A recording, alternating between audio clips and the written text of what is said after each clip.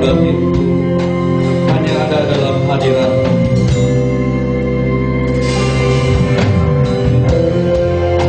Kekuatan di jiwaku, ketenagaan batinmu, hanya dalam hadirat-Mu ku menyembah-Mu.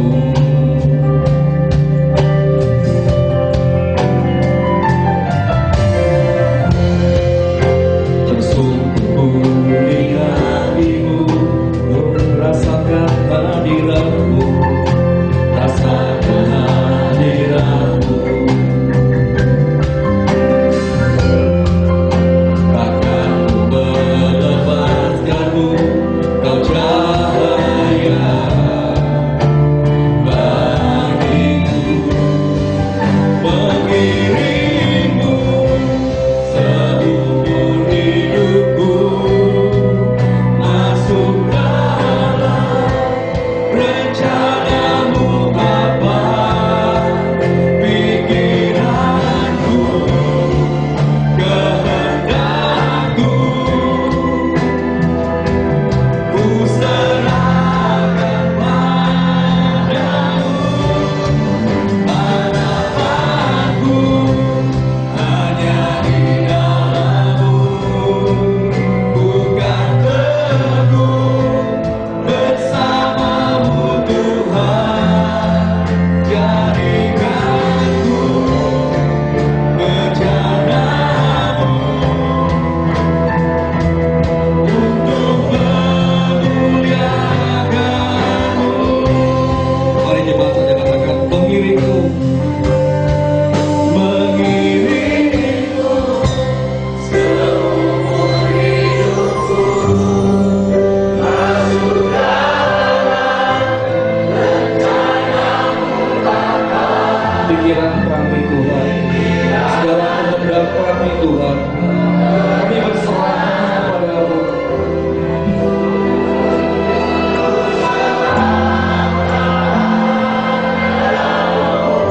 Segala harapan kami, pimpin kami Tuhan, semua hanya ada di dalam tangan-Mu Tuhan. Ajar kami Tuhan untuk selalu berserah hanya kepada-Mu, hanya mengandalkan Engkau satu-satunya Tuhan yang ada di dalam hidup kami. Terima kasih Tuhan, terima kasih untuk kesempatan kami boleh mengenal Engkau, bersama-sama mengiringmu. Mengiringmu seumur hidupku, masuk dalam rencana-Mu Bapa. Pikiranku, kehendakku, ku serahkan padamu. Harapanku hanya di dalam-Mu, ku kan teguh bersama-Mu Tuhan. Jadikanku bencana-Mu untuk memuliakan-Mu. Bapa yang baik, Bapa yang benar, bukalah hati kami supaya kami dapat belajar kebenaran-Mu yang Kau catatkan semua melalui sejarah yang dalam hidup oleh umat manusia harus mengenal Engkau. Karena tanpa mengenal Engkau, Yesus Kristus, tidak ada satu manusia pun bisa selamat. Karena Allah Bapa hanya memandang Engkau Yesus, setiap manusia akan di dalam-Mu mendapat keselamatan, mendapat safety. Karena Engkau telah membayar mahal, mati di kayu salib, setiap darah-Mu yang mensucikan dosa-dosa kita. Terima kasih Tuhan. Pada malam ini kami mau siap hati kami untuk mendengar sabda firman, Pimpinlah kami, buka hati kami dan pikiran kami setiap firman, agar kami dapat terima dan kami bisa jalankan hidup kami sesuai dengan kehendak. Pakailah hamba-Mu yang terbatas, yang lemah ini. Pimpin mulut hamba-Mu dapat menyampaikan setiap firman sesuai kehendak-Mu. Berfirmanlah Tuhan kepada kami. Kami berdoa di dalam nama Yesus Kristus. Kita orang percaya katakan amin. Silakan duduk semuanya. Salam semuanya. Puji Tuhan. Hari ini kami bersuka cita karena saudara begitu semangat. Ya, ada dua kesemangat saudara saya lihat di muka ini. Satu, ya, sukacita karena ketemu Tuhan. Amin. Kedua, sukacita kantong lagi padat. Amin. Nah, ini penting ya. Jadi kalau misalnya sukacita sama Tuhan, pasti kantong lagi padat, pasti sukacita. Hari ini kita akan belajar mengenai Yesus menang atas percobaan iblis. Yesus menang atas cobaan iblis. Sekali lagi, Yesus menang atas cobaan iblis. Mari kita baca di Lukas 4 ayat 1 sampai ke 13. Lukas 4 ayat 1 sampai 13. Lukas 4 ayat 1 sampai 13. Saya akan baca ayat pertama, saudara baca ayat kedua, nanti ayat ke-13 kita akan baca bersama-sama. Yesus yang penuh dengan Roh Kudus kembali dari sungai Yordan, lalu dibawa oleh Roh Kudus ke padang gurun. Ayat kedua.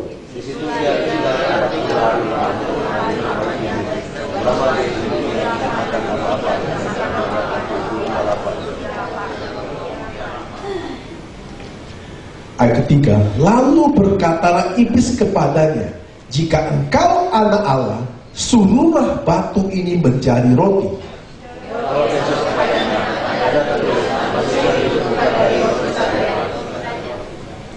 Ayat kelima, kemudian ia membawa Yesus ke suatu tempat yang tinggi dan di dalam sekejap mata ia memperlihatkan kepadanya semua kerajaan dunia.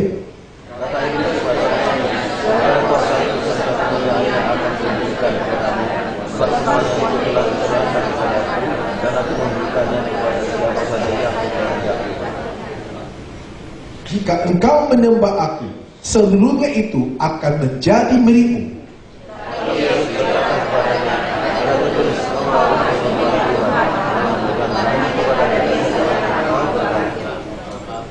Ayat ke-9, kemudian ia membawa Yesus ke Yerusalem dan menempatkan dia di bumbung bait Allah, lalu berkata kepadanya, jika engkau anak Allah, jatuhlah dirimu dari sini ke bawah.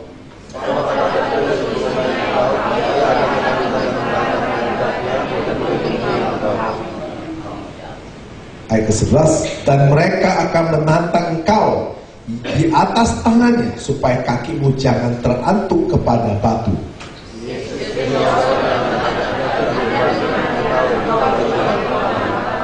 Ayat 13 kita baca bersama-sama. Sesudah iblis mengakhiri semua percobaan itu, ia mundur daripadanya dan menunggu waktu yang baik. Amin. Puji Tuhan, kami semua sudah membaca firman. Seperti biasanya, sebelum kita mendengar firman Tuhan, maka saudara harus fokus. Kalau saudara sudah beribadah, jika saudara tidak fokus, Anda pulang tidak dapat apa-apa. Firman Tuhan itu sangat berguna, karena firman itu akan membawa hidup Anda berubah. Hidup Anda akan dipimpin oleh firman, dipimpin oleh Roh Kudus. Nah, Bapak, seperti biasanya, saya percaya kita akan khotbah mengenai tahap demi tahap. Karena di sini ada orang yang sekolahnya SD, ada orang yang SMP, ada orang yang SMA, ada orang yang sekolah pukul tas, bukan fakultas, pukul tas, pikul tas ya, pikul tas. Ada orang yang sama sekali tidak pernah pikul tas dan tidak pernah baca, tidak pernah tidak bisa menulis. Itu namanya buta huruf. Nah, tetapi yang buta huruf hendaklah mendengar karena punya telinga. yang punya mata, lihatlah Alkitab supaya mengerti setiap makna dari firman Tuhan. Amin. Luar biasa. Cuma isinya luar biasa. Nah, sekarang sebelum kita masuk kepada Lukas 4 ayat 1 sampai 13, tentu kita harus pelajari mengenai hidup manusia. Hidup manusia itu tidak terlepas dari faktor 3 poin. Pertama, Tuhan. Kedua, dirimu sendiri. Ketiga, kuasa kegelapan. Tidak lupa. Jadi ada 3 faktor ini: Tuhan, dirimu sendiri, dan kuasa gelap. Itu yang ada dalam manusia ini. Manusia tidak akan terlepas dari Tuhan. Amin. Manusia tidak terlepas dari dirinya sendiri. Manusia tidak akan terlepas dari kuasa gelap. Nah, ini 3 faktor ini yang ada dalam hidup kita dalam dunia ini. Ini 3 faktor ada di dalam hidup kita, di dalam dunia ini. Ada setuju itu dulu? Nah, kalau Anda setuju, kita teruskan. Sekarang saya mau setuju, mau tunjukkan. Ya, tunjukkan ketiga poin itu: Tuhan, manusia, dirimu kita sendiri, dan kuasa gelap. Berarti sejak manusia diciptakan di dalam bumi ini sudah ada Allah. Amin. Sejak manusia diciptakan, maka manusia diciptakan oleh Allah. Kemudian Allah juga menempatkan iblis di dalam dunia ini. Mari kita buka satu persatu. Siapa bilang dalam dunia itu tidak ada Allah? Ada orang mengatakan Allah itu ada. Nah, pertanyaan itu, apakah Allah itu ada? Nah, pertanyaan saya jawab, apakah Allah itu tidak ada? Kalau orang gereja pasti bilang ada. Orang dunia bilang, kalau dia bilang tidak ada, Anda tanya dia. Kalau tidak ada Allah, apakah Allah itu tidak ada? Kalau tidak ada Allah, Allah itu dari mana? Kita harus baca baik-baik. Mari kita baca dari pertama. Allah itu ada atau tidak? Maka kita harus baca baik-baik Kejadian 1 ayat 1. Kejadian 1 ayat 1. Kita baca 2, 3, 1. Pada mulanya, pada awal Alkitab menulis secara tegas dan menulis secara yang tegas, menulis secara hurrafiah dan menulis dengan cara secara fokus. Pada mulanya apa? Allah. Yang kita menciptakan itu pada mulanya. Siapa yang mulai dari segala sesuatu? Nah, berarti ada Allah nggak? Nah, Allah menciptakan apa? Nah, itu kita akui dulu.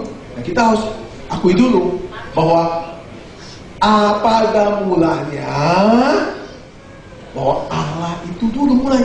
Ya, Alkitab mulai dari Allah.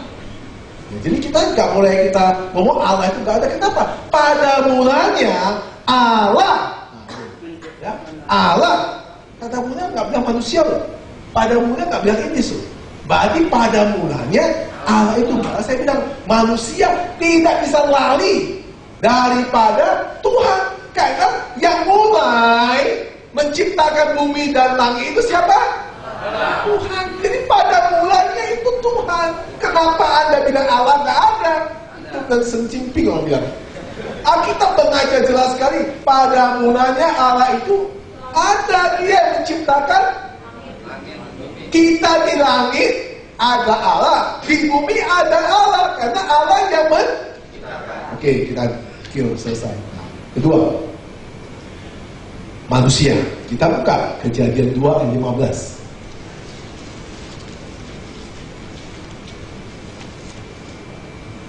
Baca 3, 2, 1.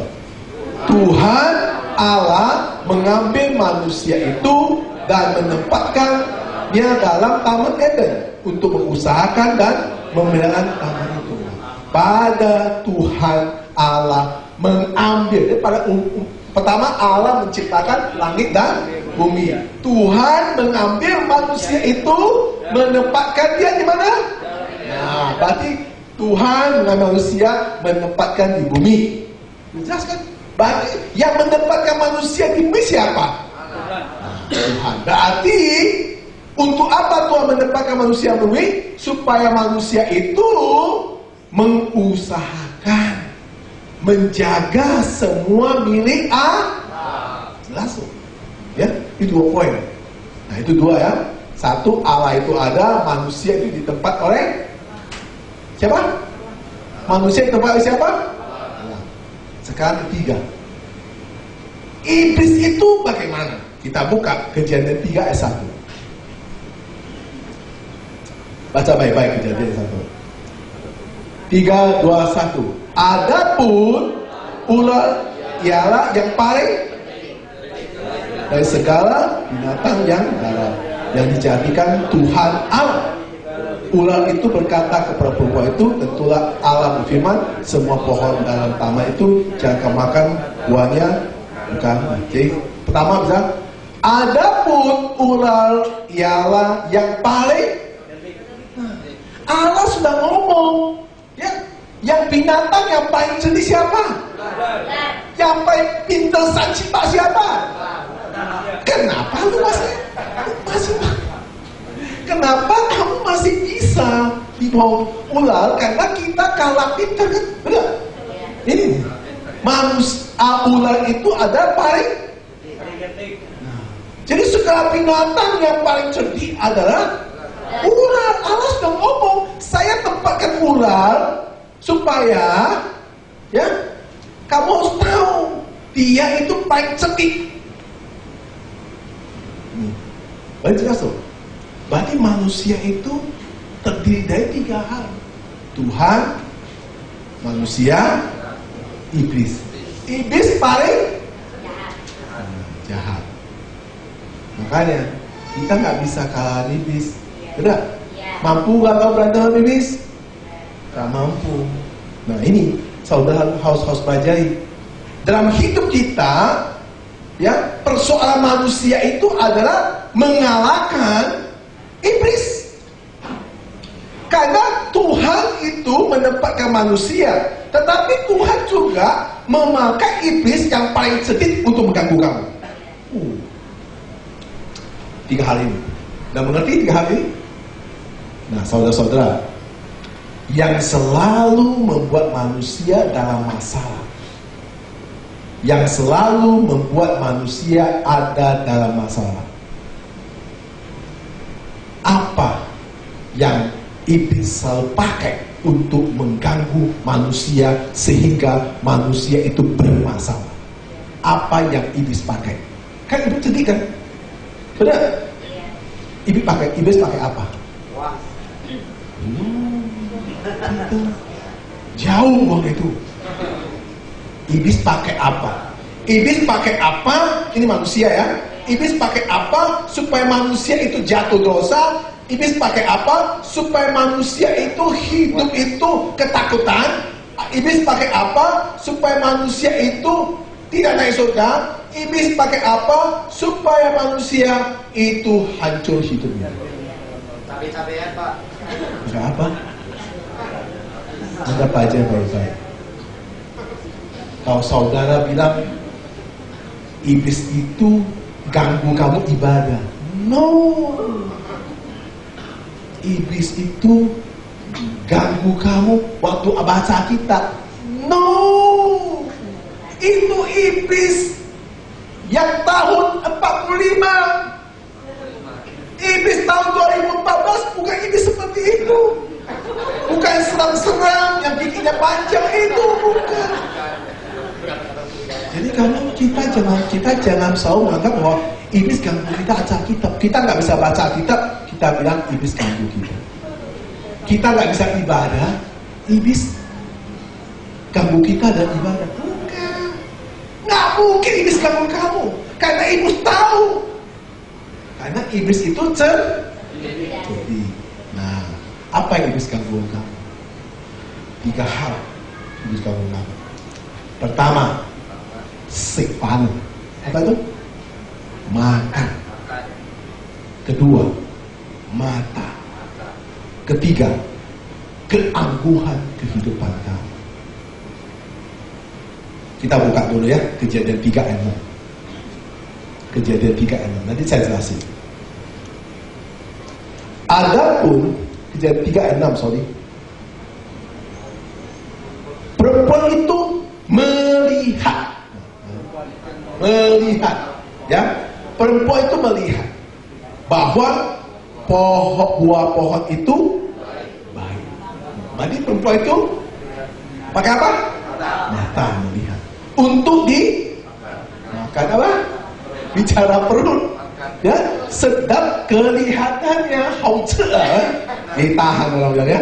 Lagi pula pohon itu menarik hatinya karena memberikan pengertian, lalu mengambil dari buahnya dan dimakan, dan diberikannya juga kepada suaminya yang bersama-sama dengan dia, supaya suaminya pun memakannya. Nah, saudara-saudara, kita baca dulu ya. Sini, ini ayatnya gak di komputer sama saya saudara nggak lengkap dulu. Oke, ya jadi pertama adalah perempuan itu melihat. Kedua apa? Apa? Supaya kelihatan. Ya, pertama itu perempuan itu melihat untuk perut kan. Kedua, kelihatannya haukan. Kelihatannya. Ya, kelihatannya. Ketiga adalah memberi pengertian. Memberi pengertian, yaitu apa? Keangguhan hidup. Nah, soal tadi saya ngomong, setan tidak mengganggu kamu dalam ibadah. Enggak. Setan tidak mengganggu kita baca kitab. Cuma setan itu selalu perintah kepada anggotanya. Ketika anggotanya, setan anggota ngomong sama bosnya, ini setan tua ya. Bos, ini kayak mana ini? Manusia semua ibadah sekarang. Semua manusia baca Alkitab. Kita ganggu dong. Ngapain lu ganggu dia ibadah? Biarin dia ibadah. Kok itu? Dia baca Alkitab, biarin dia baca Alkitab.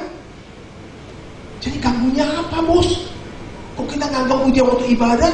Supaya dia nggak ibadah, ganggu dia supaya dia nggak baca kitab, supaya dia nggak kenal Yesus, kan dia nggak masuk surga. Itu, aduh, kuno. Gimana ganggunya? Ini waktu mau ibadah, waktu mau ajar kitab, ya, kamu bisik ke telinganya.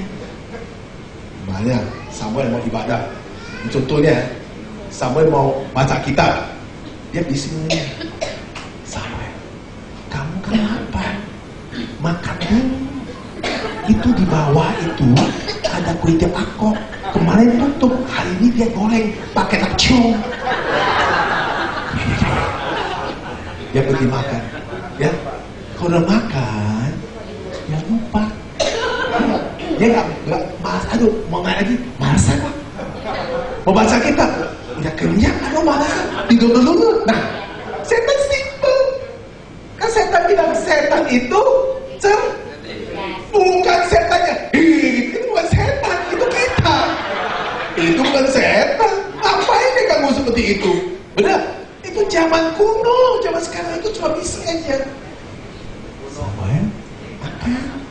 Iya makan. Tadi kan saya belum makan. Iya makannya makan dulu. Nah, orang sudah makan, lupa baca kitab. Tadi kan haji kata pendeta kita harus baca kitab supaya kita masuk surga. Udah buka Kejadian 3. Terus saya permisi, lu kan belum makan. Kok gak makan kan punya tenaga baca kitab. Nah, makan dulu. Semua makan selesai. Ya apa mana?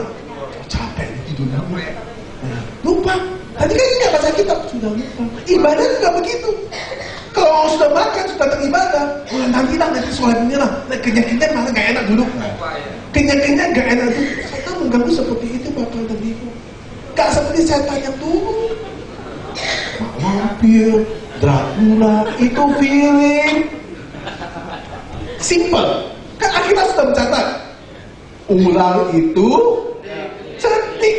Nah itu saudara-saudara. Udah itu sangat cerdik. Jadi saudara-saudara, orang Kristen akan mengalami masalah dengan iblis. Karena iblis selalu menawarkan ide-ide yang menyeret manusia itu ke dalam dosa. Ya, jadi setan itu, iblis itu akan menawarkan ide-ide menyeret manusia itu ke dalam dosa. Bahkan tadi kita baca, iblis pun berusaha mencobai Yesus. Iblis pun berusaha mencobai Yesus dengan ide-ide yang kita baca. Dengan ide-ide. Sehingga tetapi Yesus menang untuk menolak daripada lawan iblis. Iblis ditolak oleh Yesus. Ya. Jadi saudara-saudara tidak gampang menghadapi iblis. Para jamaah ini tidak gampang. Iblis itu ada. Kenapa? Tuhan tempatkan. Nah, kita lihat sekarang, ya, dalam apa yang kita baca, percobaan yang apa terjadi, yang iblis coba iblis.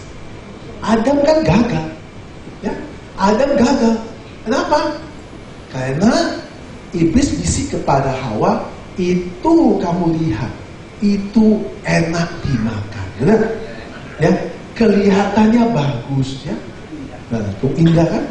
Sehingga kamu makan akan memberikan kamu mengerti pengertian. Berarti kamu akan jadi orang hebat. Nah itu, kita kalah di sana. Ya, sering kita diajak yang bukan-bukan karena dengan bisik-bisikan, bukan dengan cara menakut-nakutan lagi. Nah, coba sekarang kita bikin percobaan pertama apa? Percobaan pertama, Lukas 4 ayat 3 dan 4. Percobaan pertama. Lalu berkata iblis kepadanya, jika engkau anak Allah, suruhlah batu ini menjadi roti.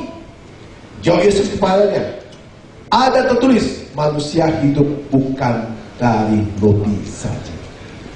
Iblis menawarkan kepada Yesus, menawarkan kebutuhan apa? Kan saya bilang apa? Makanan.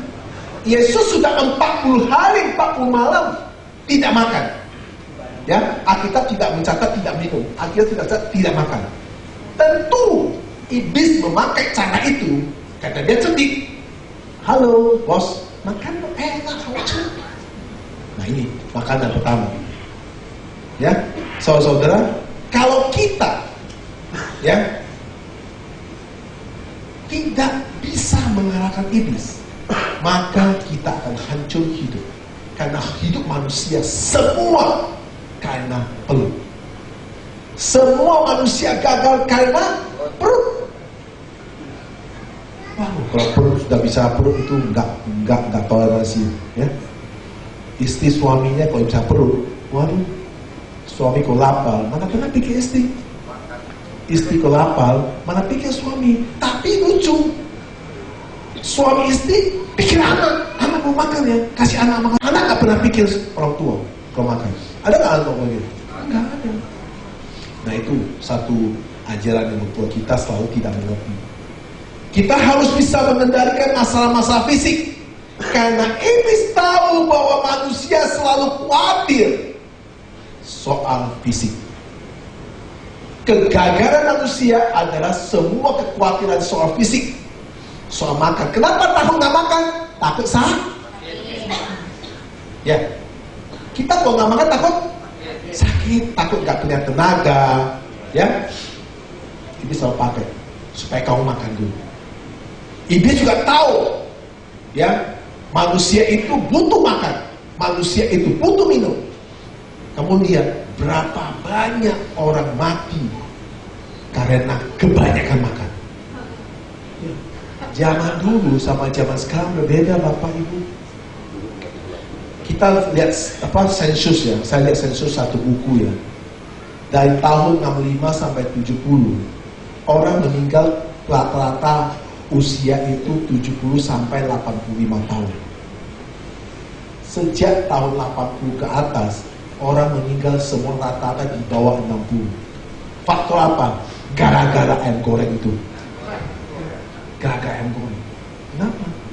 Ayam makin dipelihara, ayam makin tidak makan dengan alami. Dipaksa supaya dia gede, disuntik. Disuntik. Anda pernah pelihara ayam, saya tahu. Itu ayam kecil, baru aja seminggu, tiba-tiba 2 minggu bisa besar. Disuntik. Pakai apa? Pakai hormon. Kalau ayam itu kalau mati itu belai, dia punya ayam, itu taruh di matahari, ayam itu daging langsung jadi ulat besar-besar. Karena yang kamu makan sebenarnya bukan daging, itu semua cacing. Waduh, mengerikan.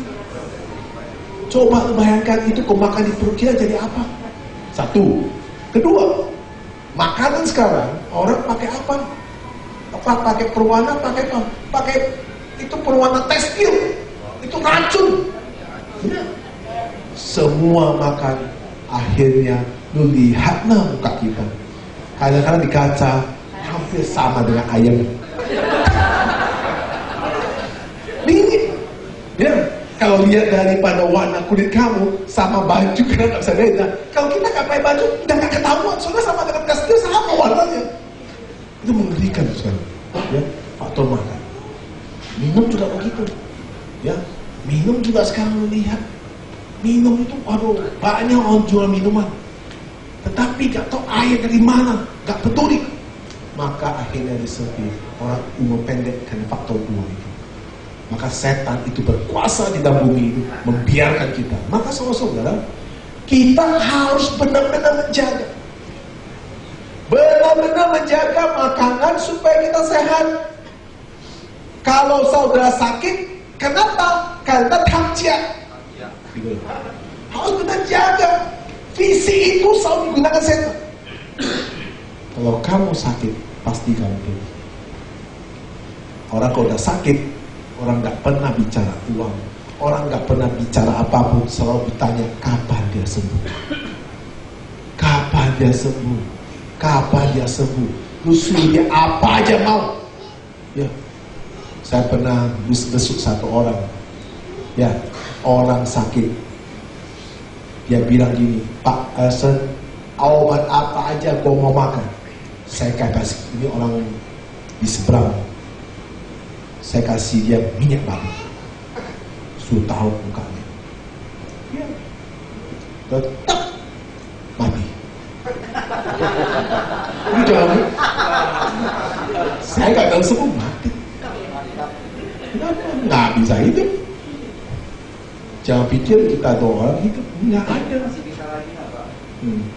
Kalau bilang, Pak, tolong sembuhkan saya bilang, lu makan minyak batu. Yang makan minyak mati juga. Nggak makan tidak mati. Saudara, nggak main-main kalau udah masuk virus dalam tubuh kamu, tidak ada obat. Nyawa kamu tinggal waktu aja.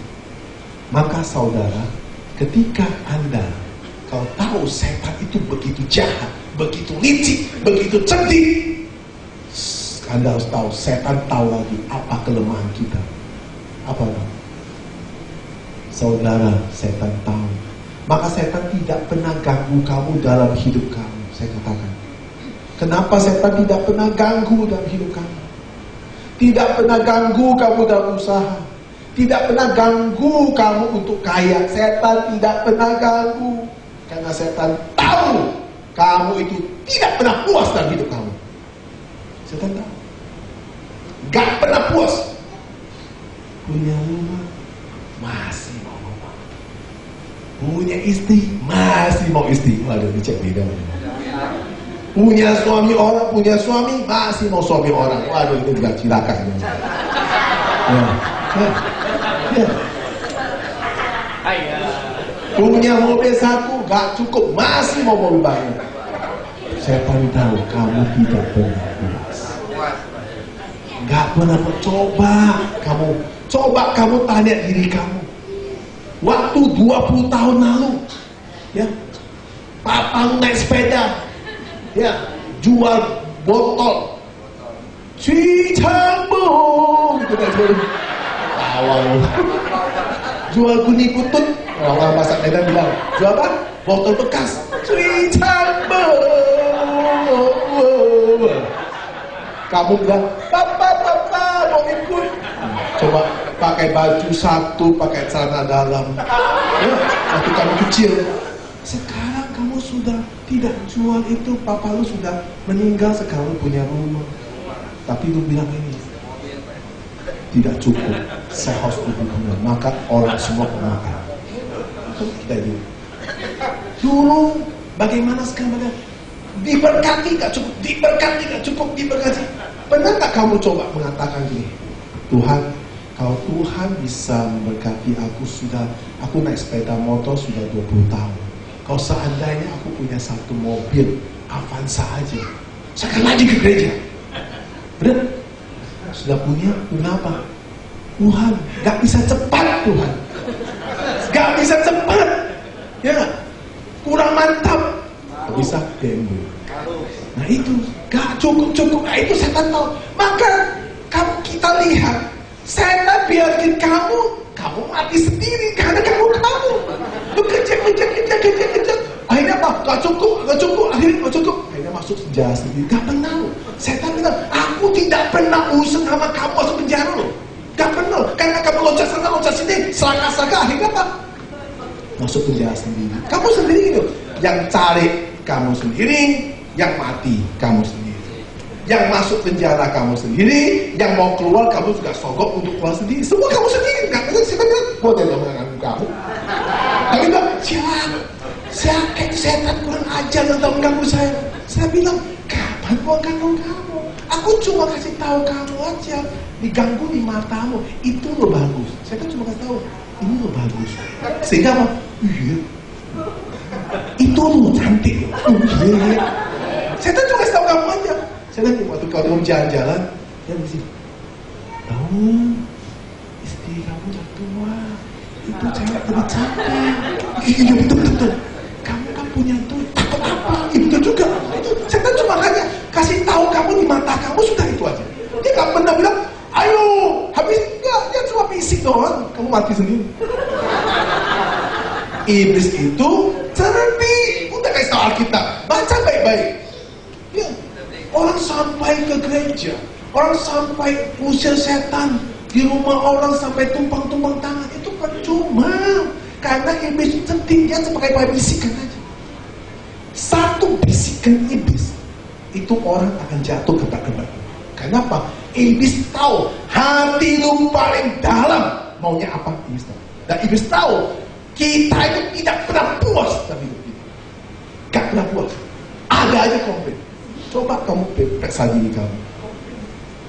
Kalau waktu tinggal rumah kecil, kamu komplain. Rumah gede, kamu ngomel. Aku bilang, kalau rumah saya gede, saya akan undang orang gereja ke rumah saya. Kamu tidak ngomong. Orang gereja datang ke sana. Dasar orang gak tahu diri, bikin berantakan. Kok berantakan? Udah tahu begini kok berantakan.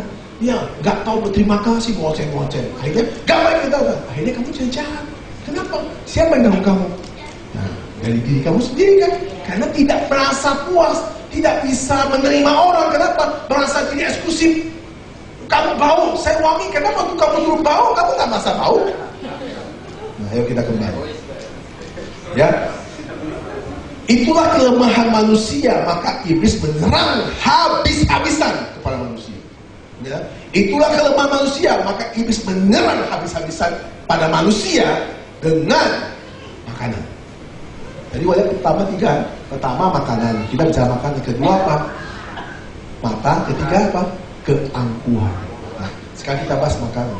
Waktu iblis mencoba Yesus, makan. Ya.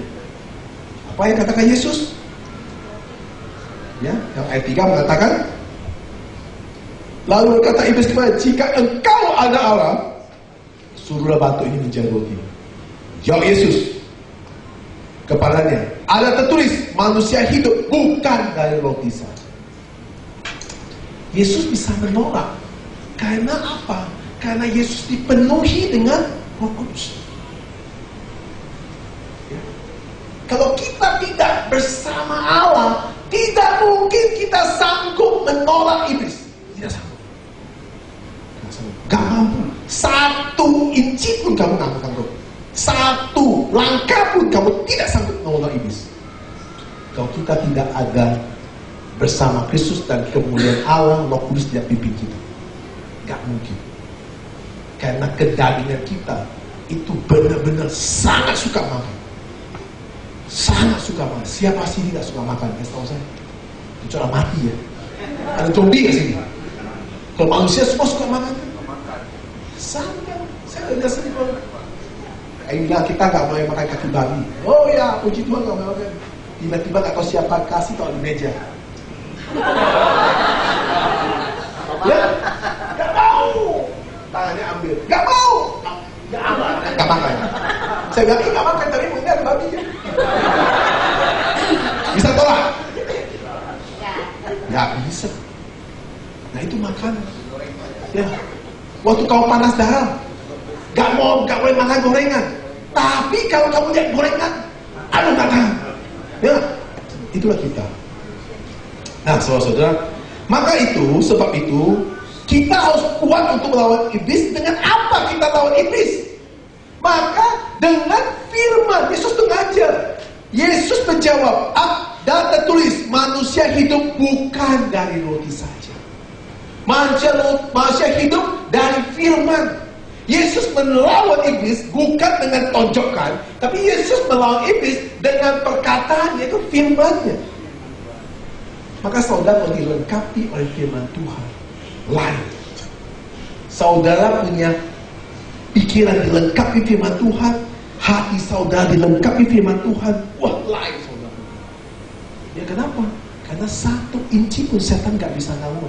Begitu setan bisik kamu, langsung pikiran kamu langsung ada firman bilang ini gak boleh.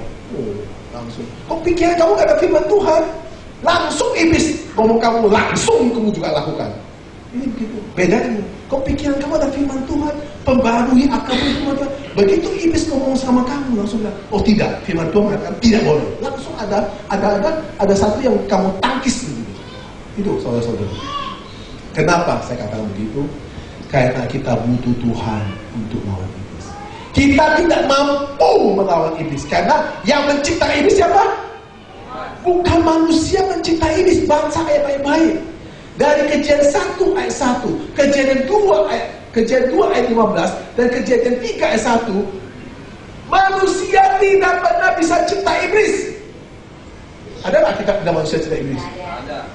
Jadi jangan percaya manusia panggil iblis datang, karena manusia tidak bisa panggil iblis. Iblis itu dicipta siapa? Dan iblis itu paling siapa? Paling cerdik. Kita tidak ngomong manusia buat tepatkan ini manusia paling cerdik. Enggak. Tuhan tak mengatakan. Tuhan mengatakan iblis paling cerdik dari segala binatang yang ada. Berarti ini orang-orang benar-benar hebat sekali. Nah, maka saudara-saudara, kenapa Yesus bisa menghadapi iblis tidak makan? Karena Yesus penuhi Roh Kudus. Waktu Yesus 100% manusia, dia dipenuhi 100% ada Roh Kudus. Maka begitu pentingnya kita memahami firman, memahami atas pengenalan akan Allah. Kalau kita mengenal Allah secara benar, kita melakukan segala hal untuk kebaikan perbuatan kita untuk mempermuliakan Allah, pasti Roh Kudus akan pimpin kamu. Ketika kita melakukan segala hal untuk semua atas kehendak Allah, pasti Roh Kudus pimpin kamu. Karena Roh Kudus akan pimpin orang yang mau melakukan setiap perbuatan sesuai dengan kehendak Allah. Ketika kamu lakukan semua dengan kehendakmu, iblis akan terus mengikuti kamu. Tetapi Roh Kudus tidak akan pimpin kamu. Itu aja simpelnya. Nah, jadi dalam Alkitab sudah mengatakan jelas di Amsal 3 ayat 5 dan 6. Apa? Jangan apa? Amsal 3 ayat 5 dan 6 itu ayat favorit harus dihafal. Percaya kepada Tuhan dengan segenap hatimu dan jangan bersandar kepada pengertianmu sendiri. Akulah Dia dalam segala lakumu, maka Ia akan meluluskan. Jadi saudara-saudara, jangan mengandalkan atau kuasa dirimu sendiri. Haruslah dengan kuasa Tuhan. Melawan iblis tidak bisa dengan kuasa kita.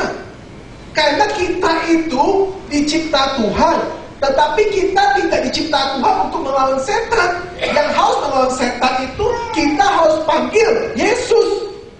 Mari ya. Kita dicipta Tuhan, tapi kita tidak dicipta Tuhan untuk melawan setan. Kita dicipta Tuhan untuk memelihara apa yang Tuhan sudah berikan kepada kita. Nah, untuk melawan yang dicipta, karena iblis dicipta Tuhan, yang bisa menghancurkan iblis ada siapa? Tuhan. Jadi kita nggak bisa pakai apa? Oh, bisa kamu lawan iblis. Nah, kenapa nggak bisa? Tuhan tahu.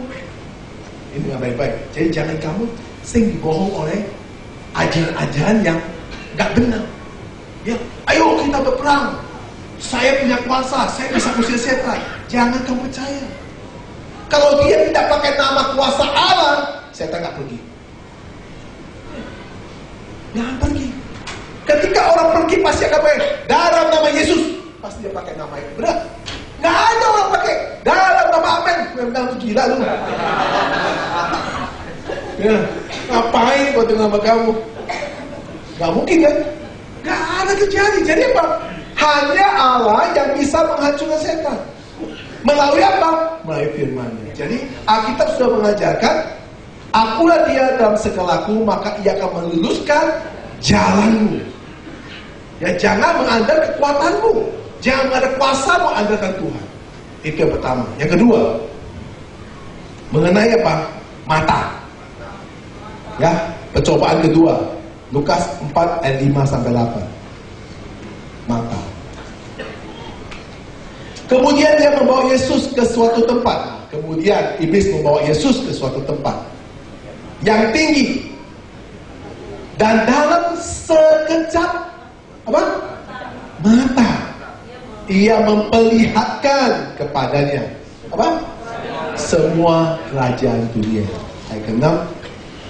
Kata iblis kepadanya, segala kuasa itu serta kemuliaannya akan kuberikan kepadamu, sebab semua itu telah diserahkan kepadaku, dan aku memberikannya kepada siapa saja yang kuhendaki. Ayat ke-7. Jadi jika engkau menyembah aku, seluruh itu akan menjadi milikmu. Ayat ke-8. Tetapi Yesus berkata kepadanya, ada tertulis, engkau harus menyembah Tuhan Allahmu, dan hanya kepada Dia saja engkau berbakti. Ini jelas. Nah, Yesus melawan iblis dengan apa? Firman. Karena Yesus bukan kurang ajar setan tuh, mengajar saya dengan cara gitu, mau kasih gua gini-gini. Kan gak jauh gitu. Ingat, yang mencipta lu siapa? Tuhan Allahmu. Ya, jadi you harus berbakti kepada Tuhan. Satu kata selesai. Gak usah lawan. Kalau setan sampai keringat-keringatan, sampai loncat-loncat, itu bukan lawan. Itu namanya moseco. Nggak usah. Kalau kamu belajar Alkitab dengan baik-baik, kamu mengerti secara posisi yang baik, kamu akan terbuka pikiran kamu, pola hidup kamu, pikiran kamu mengenai pengetahuan akan terbuka semua. Akan kamu mengetahui jelas dalam hidup Tuhan posisi apa, manusia posisi apa, setan posisi apa. Kamu jelasin. Kamu jangan dibolak-balikkan. Kalau dibolak-balikkan akhirnya kamu ngaco. Nah ini, lu lihat Yesus. Ya, setan itu datang ke Yesus.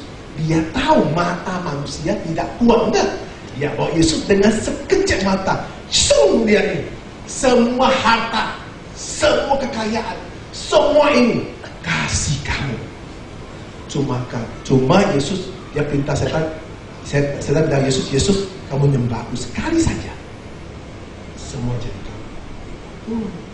Kalau kita, oke. Nah ini, silakan. cilaka ini, coba lihat cilaka kita. Ya.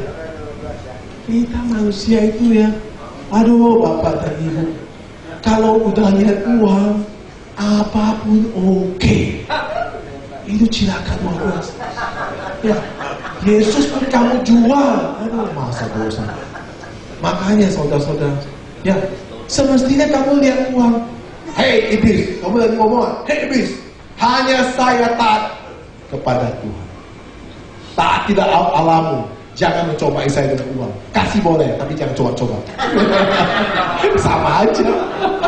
Sama aja. Itu namanya cekong, hak kongkong. Boleh ngomong tapi akhirnya ujung-ujung juga minta. Nah, saudara-saudara, baca baik-baik. Iblis menawarkan kerajaan dunia kepada kita. Asal kamu mau menyembah dia, kerajaan seluruh dunia akan kasih kepada kamu. Maka iblis nawar kita uang, kekuasaan. Ya, orang semua ingin kuasa. Ya, kalau punya uang bisa berkuasa. Kemudian satu lagi yang paling bahaya adalah seks. Orang yang berbicara seks itu buta semua. Ya, 3 hal itu membuat manusia hancur dalam hidup ini. Kenapa? Coba ini. Waktu Yesus ditawarkan oleh iblis dengan jelas sekali. Di bawah Yesus dengan mata, karena manusia punya mata itu benar-benar waduh. Kita mau tahu mau taruh nggak? Berapa mau taruh? Ya, kita bilang main petak umpet, ya petak umpet tahu nggak? Ini petak umpet. Kalau manusia hilang susah cari. Saya bilang ada 10 juta hilang di sini. Saya percaya. Saya umpet di kolong mana pasti ketemu. Benar? Ketemu. Hatinya melekat ke manusia. Udah nggak ada biar mati udah capek. Tapi kalau uang, guys nggak bisa. Besok datang lagi. Itu semangat dia cari uang itu. Kamu percaya kita dia aja. Nah itu dia jatuh. Kenapa? Karena uang membuat kita kuasa. Bisa beli segalanya. Bisa pindah orang, bisa beli orang. Bisa menjatuhkan orang. Bisa memblok susah. Itu uang. Kemudian satu lagi, masalah seks. Kalau sudah gila sama orang, satu wanita atau gila sama laki-laki, tidak peduli suami, tidak peduli anak, tidak tahu malu, di mana-mana berani kamu. Saudara sekarang mengerikan. Udah tahu dia punya suami, berani ngomong sama suaminya. Saya kasih tahu kamu, ya. Ada orang udah tahu dia punya suami tapi berani gebak suaminya. Saya kasih tahu kamu bahwa, ya, istrimu sudah cinta saya. Suaminya sepingsan.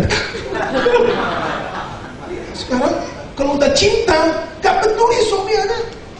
Nah, sekarang lagi kalau udah cinta, gak peduli usia apa. Mau usia kakek, nenek, nobody.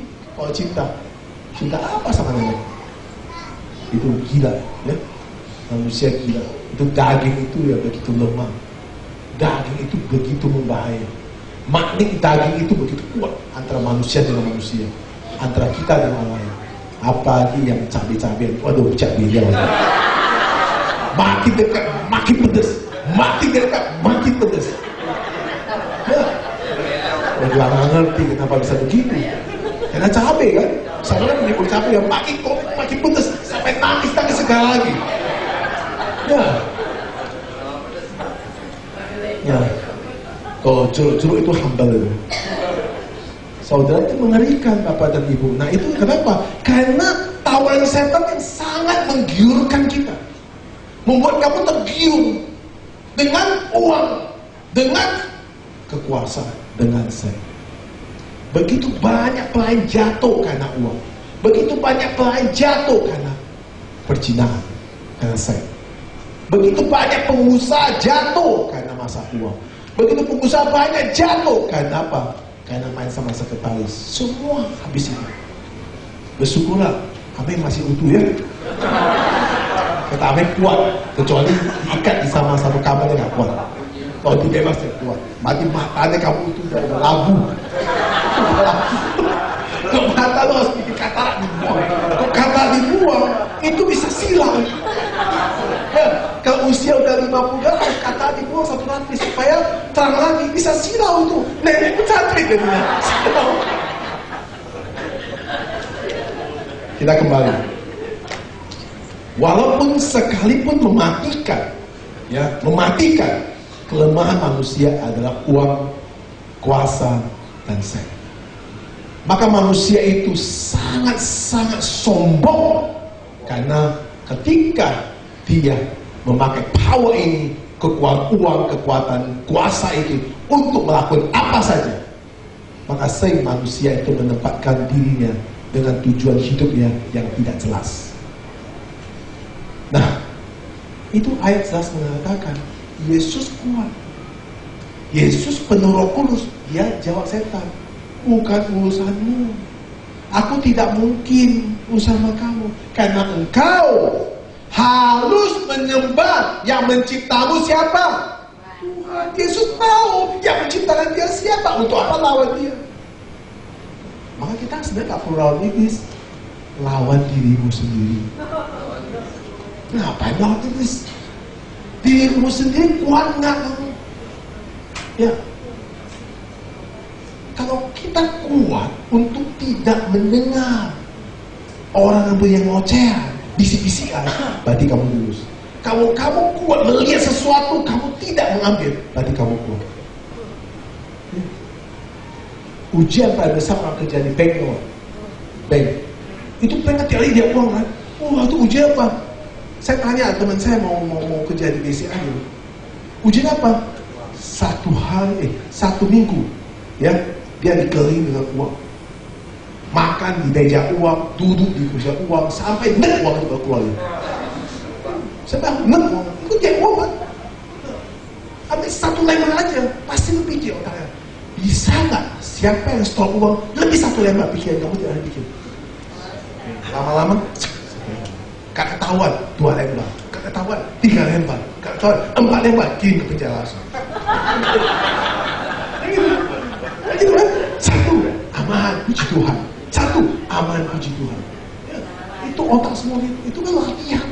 Sampai kamu jawab, bukan milik saya. Bisa sampai begitu. Itu kan latihan. Nah, kok di sini, kalau ada uang, waduh, tonjok-tonjokan. Kamu nggak peduli saya, mana peduli saya? Nggak peduli. Ya, untung baju saya hitam. Kalau baju saya itu cetak uang, mati kamu semua.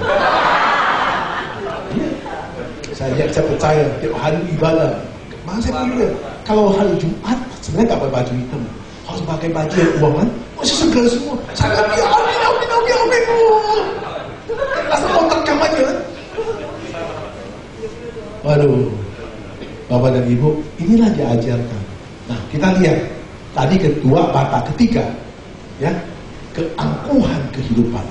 Apa? Cobaan ketiga, ayat 9 sampai 12. Kemudian ia membawa Yesus ke Yerusalem dan menempatkan dia di bumbungan bait Allah. Lalu berkata kepadanya, jika engkau anak Allah, jatuhlah dirimu dari sini ke bawah. Ayat ke-10.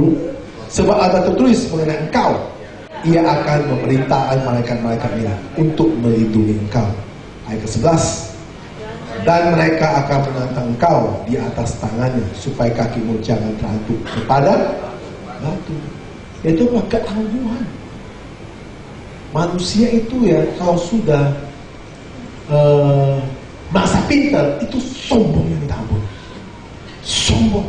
Manusia yang mengerti rohani sedikit, waduh sombong sekali, seperti orang yang sudah mengerti Alkitab segalanya. Itu kadang dia malu sekali. Ya, baru ngerti sedikit Alkitab aja langsung dibawa ngomong, puji Tuhan, pakai ayat sebelum kasih orang. Aduh, malu saya. Malu. Kenapa? Nah, itu kesombongan. Ingin merasa bahwa dia itu adalah orang-orang yang diurapi Tuhan. Orang-orang yang mengerti setiap kehendak Tuhan. Orang mengerti Alkitab. Itu orang munafik. Jangan percaya. Nah, orang pintar sedikit aja sombong. Itu manusia kegagalan itu. Karena bisian itu, kamu kan lebih ngerti. Sehingga marah. Khotbah marah orang. Waduh, nggak ngerti. Waduh, goblok kamu. Nah, karena pengertian itu sudah dibalik oleh setan. Sehingga mau kamu tanya aja, ya Pak, ini artinya apa? Kamu mau goblok banget tanya, nggak bisa. Kenapa? Karena kamu betul. Nah, itu mulai kejatuhan orang rohani, kejatuhan dia dalam dosa. Pendeta juga gitu. Saya sudah doa pagi, siang, malam, berpuasa, dan saya tahu Tuhan bicara sama saya pada hari itu. Serahkan hartamu kepada saya. Mau? Itu banyak dibohongin. Makanya saya bilang, kasihan Bapak dan Ibu. Kok mau dibohongi terus pada manusia? Yang bohong kamu itu adalah orang injil kamu. Kenapa? Kamu mulai kaya, orang injil kamu. Yang miskin gak mungkin dibohongin, dia mau bohong orang. Benar? Ya?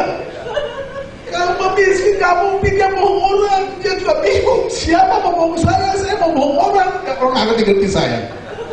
Mulai kamu kaya sedikit, orang semua dekat kamu kasih tahu ini. Pendeta juga datang, siapa datang. Itu semua gak benar, itu semua dipakai iblis.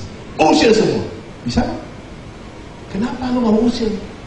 Baru kamu diajar sedikit, kemudian ngomong, kamu hebat, kamu cocok dipakai Tuhan. Karena suara-suara kamu seperti halilintar. Maka orang dengar pasti bantu. Wah, bangga. Ya. Ketika lu doa setan pun kamu. Hebat. Akhirnya percaya kamu seperti diurapi Tuhan, kau pakai. Begitu doa sembarangan. Kurang kerasukan mati sendiri. Gak main-main, kenapa? Gak ngerti. Tidak ada yang bisa lebih pintar. Kenapa? Setan selalu memakai kita supaya kita angkuh, sombong. Lihat orang sombong dari mana? Ya, menghina saudaranya. Lu bisa apa? Ya, kerja gak benar-benar, 10 kali kerja 10 bangkrut. Lu pikir orang mau bangkrut ya? Orang juga bangkrut memangnya gak ada jalan, ngapain lu hina? Ya masa bisa kerja sedikit? Kerja apa kamu? Kerja sama orang gak maju-maju. Ya, ikut saya. Apa ikut dia masih jaya? Sama aja ikut dia, disiksa dia lagi. Tambah susah, Pak. Nah ini kamu tuh. Boyong kamu tuh orang. Ya. Hah? Boyong kamu itu gak ada bisa pakai kamu ya. Kenapa? Masa kayak gini gak bisa? Bekerja bertahun-tahun mau jadi apa? Anak sekolah apa? Itu setan semua. Harus usir. Kenapa? Yang menentukan kita hidup Tuhan.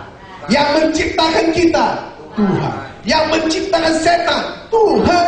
Yang mau usir setan pakai nama Tuhan sesat. Udah. Saudara pintar ya? Ya, kau ambil setan, tenang. Kau pakai Tuhan. Benar? Setan itu pendeta, suami gua juga sama, takut. Jangan kamu percaya saya. Saya pun takut. Kenapa? Saya sama saudara sama, diciptai sama. Terus saya kata, setan, oke mari kita tepuk. Oh, kamu jalan depan, aku belakang. Terus saya keluar, saya kamu cekek aja. Bapak dan Ibu, itu gila-gilaan. Ya, saya pernah sama orang pergi, siapa dulu ya gereja, mana saya lupa. Ajak saya pergi usiakan. Dia bilang gini, kita sudah diberkati. Kehidupan kita sudah dipenuhi kuasa Tuhan. Kita jenderal, itu nggak bisa usir, itu pasal, itu komprehensif. Kita jenderal, kita pergi usir. Oh ya, saya ikut dia, mau pergi. Masuk. Orang memang kerasukan, bilang tenang aja. Kita tengki dia pasti dia keluar. Dia tengking setan tembok dia, saya kabur dulu. Saya pernah lihat cerita itu. Dia dalam Yesus, dia saya tengking, dia dalam Yesus, dia. Tak takut dia. Dia itu siapa? Nah, ketika bagaimana setan bisa pergi? Ketika orang itu dipenuhi kuasa Roh Kudus. Kenapa? Integritas orang itu benar. Integritas orang itu merendah hati. Orang itu dipakai Tuhan. Siapa yang menjatuhkan setan itu? Bukan siapa-siapa. Orang yang sekitar jemaat dia, yang orang paling miskin, tiba-tiba dihinggapi penuh Roh Kudus. Dia datang, dia bilang, pergi kamu. Langsung dia, iya saya pergi. Pendeta, dalam masuk. Setan itu, tahu dia. Dia lengkap. Jangan coba-coba. Gak bisa. Gak, orang yang angkuh itu semua dipakai. Kenapa? Orang yang angkuh merasa dia bisa. Dia sudah pada kategori yang 3 itu. Kedap 3 itu kalau kita ada, kita sudah setan. Makanan, mata, dan kesombongan ini. Kita harus merasa, aduh saya bisa nggak ya? Saya rasa kok nggak pantas. Tuhan pakai kamu. Kan kita suka Tuhan cokok gitu, benar? Aduh bisa nggak saya bisa? Ini nggak merasa hebat. Itu orang udah masuk kategori yang ini, udah terkena kategori ini.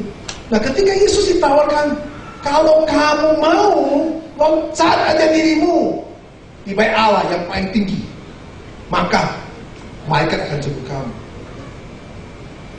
Yesus tegas sekali melawan iblis. Dia bilang, Yesus mengatakan dengan jelas sekali, sehingga karena Yesus adalah penuh Roh Kudus. Itu jelas. Karena Yesus mengatakan setan dengan apa? Dengan Tuhan, dengan Roh Kudus. Waktu Yesus dibaptis, hari bersamaan, ada burung merpati mengikat dia. Langsung Tuhan mengatakan apa? Inilah. Nah itulah Tritunggal. Saya nggak bisa jelasin itu, ini terlalu panjang. Dalam satu ayat yang sangat paling lengkap ada ketiga itu jadi satu, itu Allah Bapa, Roh Kudus dan Yesus itu pada hari itu sama. Penuh. Ketika ada integritas benar, setan pasti takut kamu. Karena dia tahu kamu datang dengan kekuatan apa kamu datang? Dengan Kristus. Daud waktu berantem dengan Goliat bukan dengan kekuatan, tapi dalam nama Yesus Kristus. Karena ya Daud merasa bahwa dia memakai Tuhan untuk berperang. Nah, itu saudara kalau pengerti itu benar-benar saudara aman. Ya, ingat ya Bapak dan Ibu ya, kalau setiap hari yang ganggu kamu itu 3 hal. Makan, ya, terus apa? Mata. Maka belajar, ya. Kalau nggak kuat, ya, untuk lihat wanita, pakailah kacamata hitam supaya orang nggak tahu lihat. Saya ajarin. Dengar, ya, lu kacamata itu orang nggak tahu nggak siapa, benar?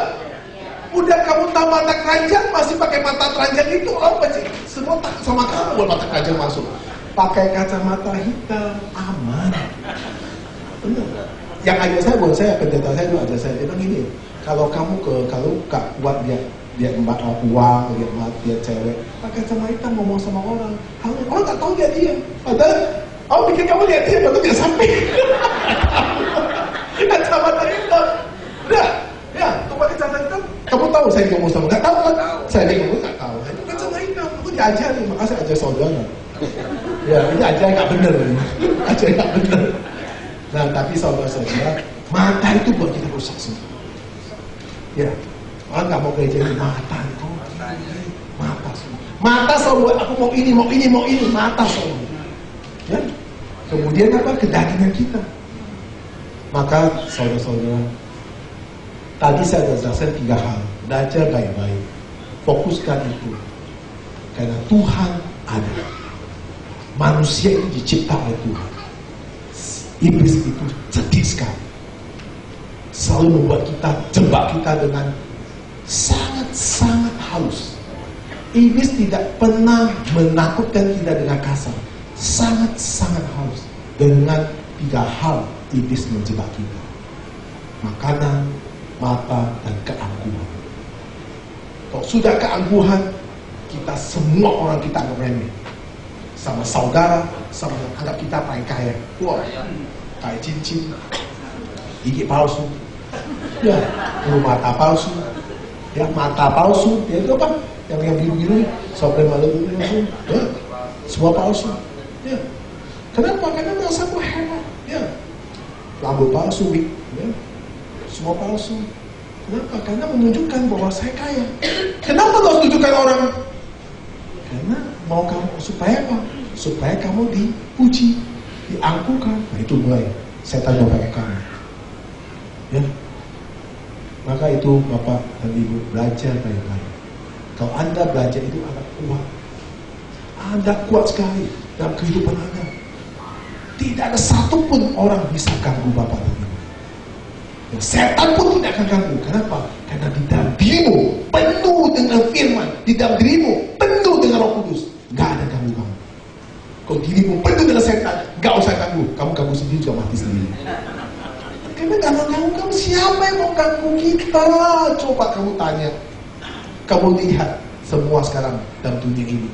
Yang diributkan apa sih? Hah? Kuasa. Benar? Kemudian apa? Wanita. Lu lihat, ya, TV selalu lihat itu gosip-gosip itu bisa apa? Wanita, uang, ya, kuasa, semua itu. Nah, so apa yang mau diributkan? Gak ada yang diributkan di dunia ini. 3 hal. Ya. Kita gereja di berapa? Di berapa? Di berapa di gereja? Hah? Di berapa? Bukan. Lebutlah firman Tuhan supaya kamu dapat itu. Firman Tuhan kamu harus dapat. Kalau di gereja kamu gak dapat ini firman Tuhan, percuma kamu beribadah. Ini kamu harus pegang sehingga kamu kuat, dibekali dengan pengetahuan firman Tuhan yang benar. Maka saudara, kamu dari gereja, saudara, 天不怕地不怕，怕自己。apa ini? 天不怕地不怕，怕自己。Apa artinya? Langit tidak takut, bumi tidak takut, takut sendiri, mati sendiri. Amin. Tuhan Yesus berkati.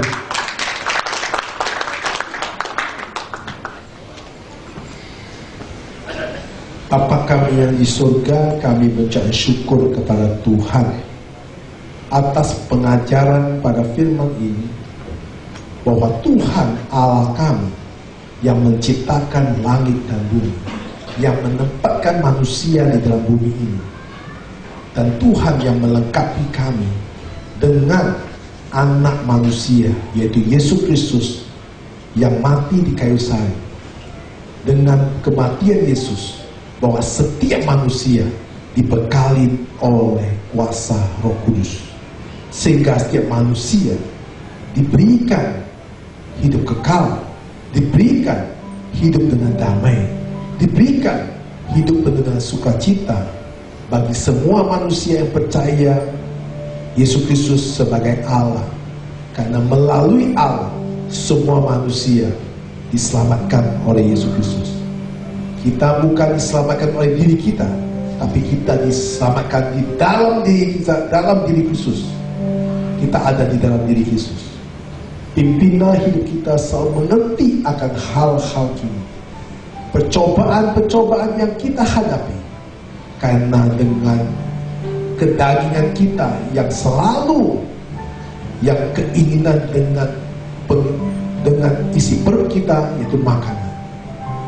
Dan juga percobaan-percobaan yang kita hadapi, yaitu sering sekali percobaan-percobaan ini membuat mata kita yang selalu menarik hati kita, menarik pikiran kita untuk melakukan segala sesuatu yang tidak baik, membuat kita hidup angkuh. Bapa, kasih-Mu yang melimpah pada hari ini, lindungilah kami semuanya, agar kami bisa melepaskan semua ini, memperbaharukan hidup kita, pikiran kita dengan firman-Mu. Tanamkan firman dalam hati dan pikiran kita, lengkapi kita dengan firman-Mu, dan Roh Kudus selalu pimpin dalam hidup kita. Jadilah kami seperti apa yang Tuhan hendaki. Pakailah kami semua. Kami berdoa dalam nama Yesus Kristus.